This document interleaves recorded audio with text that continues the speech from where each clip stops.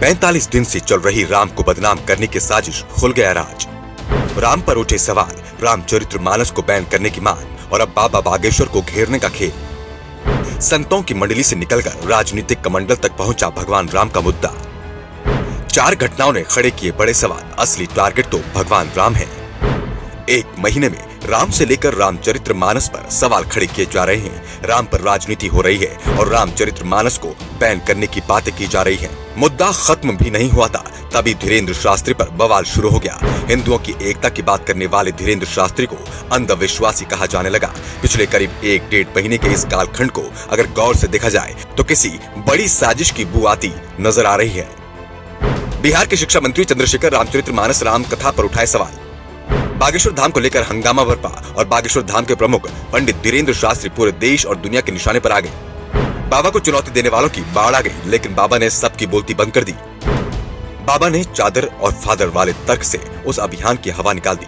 दक्षिण में एक ऐसे प्रोफेसर लेखक सामने आए जिनका नाम खुद भगवान है और उन्होंने कहा भगवान राम और सीता दिन में ही पीना शुरू कर देते हैं। ऐसा कहने वाला कोई चने मुरमुरे नहीं बेचता, वो साहित्यकार है, प्रोफेसर रहा है।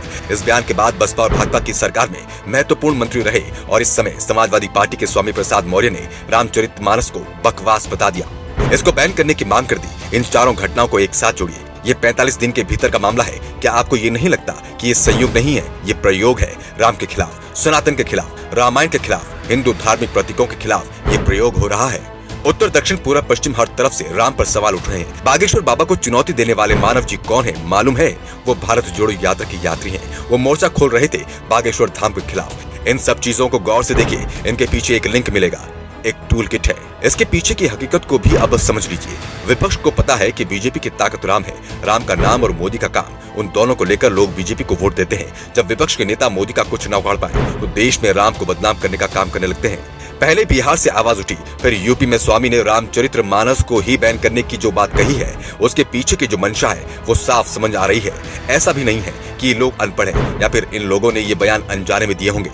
इनके ये बयान एक सोची समझी साजिश का हिस्सा है, जिसमें राम के नाम को बदनाम करने की, बीजेपी को नुकसान पहुंचाने की साजिश छुपी है। अब बात धीरेन्द्र शास्त्री की, तो पूरे घटनाक्रम को समझिए। पहले धीरेन्द्र शास्त्री पर आरोप लगाए जाते हैं, उन्हें अंधविश्वासी कहा जाता है। उनके चमत्कार को बेकार बताकर उन्हें बदनाम करने की साजिश रची जाती है। धीरेन्द्र शास्त्री पर सवाल उठाने वाले का सच भी सभी के सामने आ गया है। जिस इंसान ने धीरेन्द्र शास्त्री से सवाल पूछा था वो इंसान राहुल गांधी की भारत जोड़ो यात्रा का हिस्सा था। राहुल के साथ उस इंसान की इस फोटो ने ये साफ कर दिया है कि ये साजिश कैसे और कहां से रची गई। खैर, आज सच पूरे हिंदुस्तान के सामने है। हर कोई कांग्रेस का सच जान चुका है। रायपुर की धरती से बाबा की कही गई एक एक बात ने अब सियासत में भी भूकंप मचा दिया। बाबा ने कहा कि आपके अंदर एक बूंद खून भी सनातनियों का है तो तुम मेरा साथ दो, मैं तुम्हें हिंदू राष्ट्र दूंगा। पूरे देश में बागेश्वर धाम के पंडित धीरेन्द्र शास्त्री की चर्चा जोरों शोरों पर है। ऐसे समय में दुष्कर्म और हत्या का आरोपी राम रहीम अपना दिव्य दरबार लगाकर बैठा है। नेताओं की लाइन लगी है। आपको इस खबर पर क्या कहना है? क्या आपको लगता है कि वास्तव में राम को बदनाम करने की साजिश रची जा रही है? कमेंट करके जरूर बताएं।